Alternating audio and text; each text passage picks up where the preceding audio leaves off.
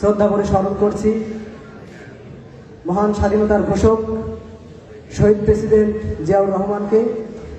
একই সাথে স্মরণ করছি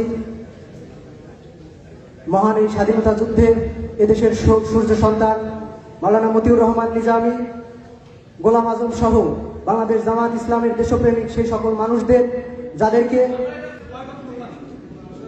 আপনাদের বয়কটে আমাদের কিছু যায় আসে না, আপনাদের বয়কটে আমাদের কিছু যায় আসে না, আপনাদের বয়কটে আমাদের কিছু যায় আসে না। স্যার প্রোগ্রামে বিশৃঙ্খলা, এটা কি ধরনের আচরণ? এটা কি ধরনের আচরণ স্যার? এটা কি ধরনের আচরণ? তারা কথা বলেছে, আমরা কোনো কথা বলেছি? আপনাদের বক্তব্যের সঙ্গে আমরা কোনো কথা বলেছি?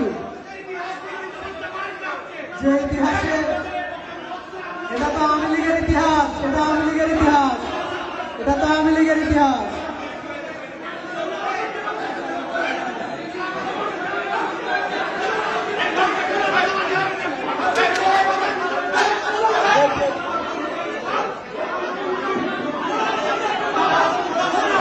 বাংলাদেশ জামাত ইসলামের কোন নেতৃবৃন্দ রাজাকার ছিল না, ছিল না, ছিল না, কোন নেতৃবৃন্দ রাজাকার ছিল না।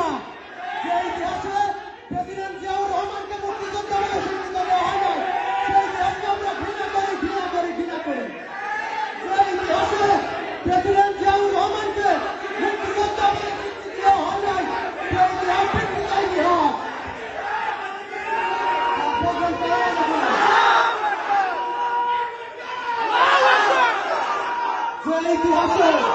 যে ইতিহাসে প্রেসিডেন্ট জিয়াউর রহমানকে মুক্তিযোদ্ধা বলে ঘোষণা দেওয়া হয় নাই, সেই ইতিহাস